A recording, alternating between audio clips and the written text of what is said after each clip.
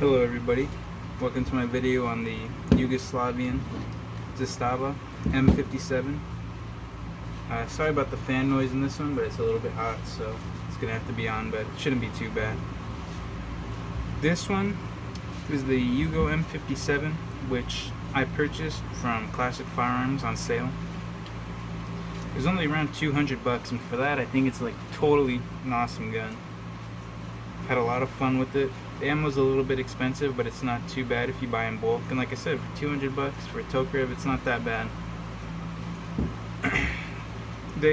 I kind of wish I got the one with the little Glock style safety instead of this one, but it's just how it is, I guess. So going over some of the features of this handgun. First, the magazine. This is gonna hold one more round than your standard Tokarev. So like the Romanians and the Chinese and the Soviet, all that, I'm pretty sure they are 8 rounds, and this one's actually a 9-round magazine. So I would assume that these magazines, although I haven't done it, so don't take my word for it, do a little bit more research, I would assume would work in a Romanian or Chinese or Russian gun. But I don't think that they would work in this. I think they'd just be just a hair too short. All that this handgun came with when I bought it was just the gun itself, another magazine, and a little cleaning rod, and a pretty standard handgun box. But one of the best purchases I think I made for it is also on Classic Firearms, is this leather holster. Now it came with this original leather holster and this cleaning rod here, and I believe it was like $7. It's crazy cheap. I could hardly believe it when I saw it. But yeah, this handgun, I've put probably about 700 rounds through it that I buy in bulk, and it has been very reliable. I wouldn't say more than other handguns, it's just been pretty standard. A couple stoppages, it hasn't been perfect.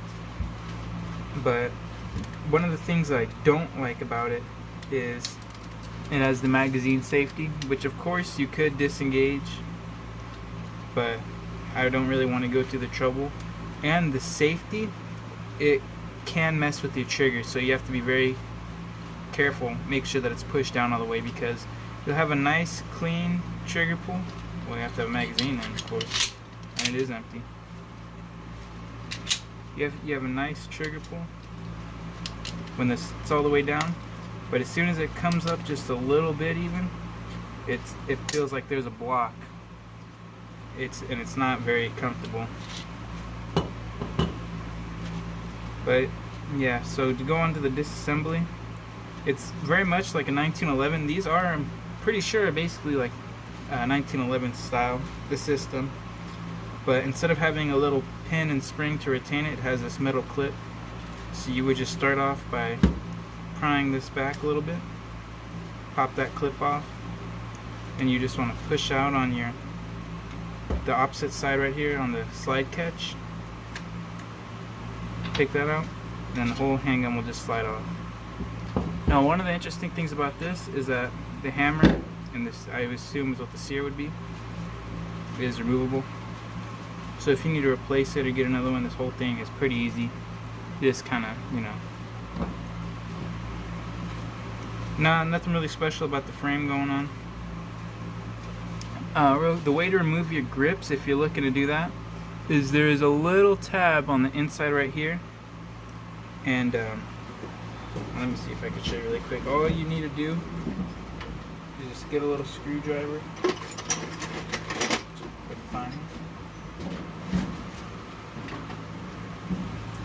slide the clip over. It can be a little bit stiff sometimes. There you have. Just make sure you slide this little clip right here over, and the grip will pop right off. And then on this opposite side, ooh, there goes the safety. That's how you get that out too. And on this opposite side right here, you just kind of push. So these are tough in there. So you just really muscle it. There you go. Your grips are removed, and that's completely stripped, except for this, which you would just hold that in and hold this in, turn the screw, and then it should just slide right out the other side, but I'm not going to do that today. Going on to the slide, you just push this little spring in, pull up and out. And I do have a Star BM9, and the difference that I noticed is that this is actually linked right here, so it pivots, where on the Star BM9 it's one solid guide rod. Now to get the barrel out, it's just like a 1911 where you would twist this 180 degrees to where it's exactly up and down, pull it out, put the little link right here, push it forward, just pull it right out the front. And that's the whole handgun disassembled. And to put it back together, you would just do it in reverse. The barrel, the link. Make sure this is pushed back right here. And the fact that it pivots actually helps a lot in putting it in. So I want to make sure that it's lined up, and so that'll push through. Once it goes through a little bit, you just slide it down, and then that's the slide back together. Now as for this,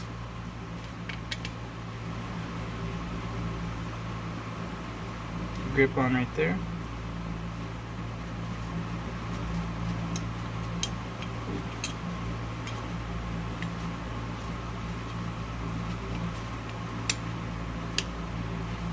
It's nice and seated in place, and just slide the tab the opposite way. Sorry about that, guys. Helps a lot if you make sure that it's put in the right way. So then just remember to replace your safety. Goes through to both sides right there.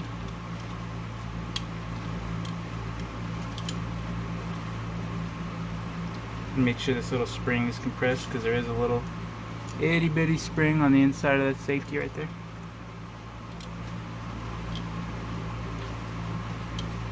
And just be absolutely sure to function test the safety after this, because you don't want to be relying on it right when it's not going to work. You know what I mean?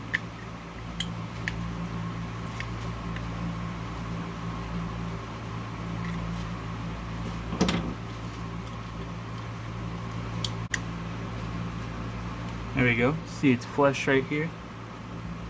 And then you could check the grip.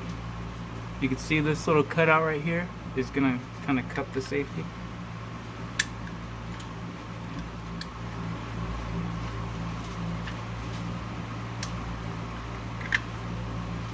And hold it down so the safety spring doesn't push itself out, because it is under spring tension. Just slide it back over, and it is a lot easier to slide it back into place than it is to slide it out. Just replace your hammer. Make sure that this link is down, because that is what is this pin is gonna go through to lock it into place. I find it helps if you hold the handgun nose down so that the link will stay forward. And when you put in your slide catch, be careful, because make sure you're going straight on, because if you go down and slide it up, you'll end up with this scratch right here.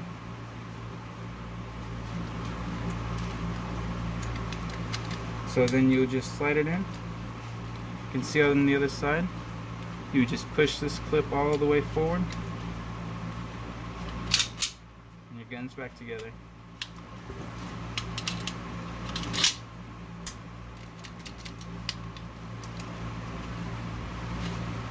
So another interesting thing about this handguns is the sights.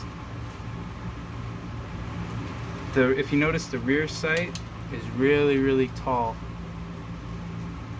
and they're nothing special about them, just a standard notch and post front sight. But the reason why that this sight is so tall in the back right here is it makes it easy to operate the handgun one-handed. So you can, if you have one hand, you can go up to your shoe or a tree or whatever's around, and just kind of prop the handgun up against it and just push forward, so that rear sight will catch on whatever, so you can operate the handgun.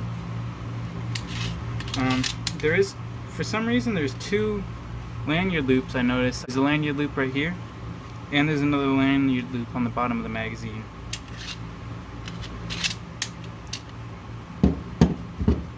Another fantastic feature about this handgun, I think anyways, is the caliber itself. The 7.62x25. It's not a new cartridge and it is a little bit hard to find, but it has high velocity and it's supposedly good at armor penetration. I've never tested that.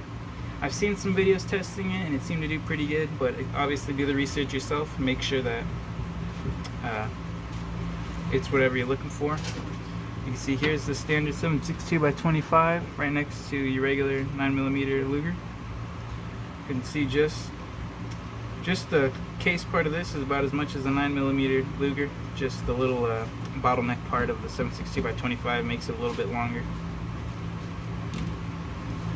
If you need to disassemble your magazines for cleaning, that's also a really simple thing to do. It's kind of just like a regular magazine, but instead of having a button, it's this little metal slip right here. So when you get some skinny to push that in, you slide it forward. There's your little base plate piece that locks your base plate in. There's your spring. There's your follower. Simple as that. And like I said, these are the 9-round, and it came with 2 of them when I purchased the gun from Classic Firearms. These were going on their website for like $230, but like I said, I got it on sale for a pretty good deal, I think. And you want to make sure that this spring goes in the right way, because it's not the same on both sides. So the way that I found to do it is you put this rounded end in first right here, and you want to make sure that it's the rounded end pointed towards the front. So you just put that in, attempt to hold it all down with your little base plate piece, slide that all back together, give it a good little whack, make sure that notch pops back out, and you're good to go.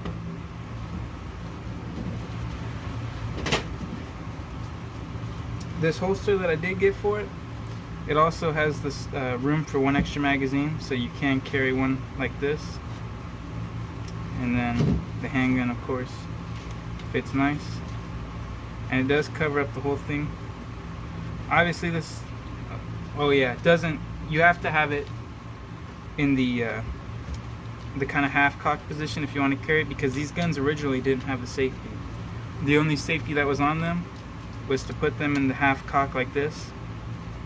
And that's why this safety is put on it for import. So it won't, you can't carry it cocked and locked in this holster. You have to put it on half cock, and then it'll close. And obviously this isn't for concealed carry. I wouldn't say it has no use today, but compared to other options, this is definitely not your like go-to self-defense handgun. I mean, it is plenty powerful enough, and it is, I would even say, oversized by modern standards, especially for concealed carry. I've seen some other holsters for this which do look a little bit new, but I think there's just better options than this. I mean, this gun is great for home defense. I don't know, it might have a little bit too much over penetration depending on where you live. If you're out in the country, I'm sure that's not a problem for you. But yeah, that's pretty much it. Any questions, just let me know, and y'all have a good rest of your day.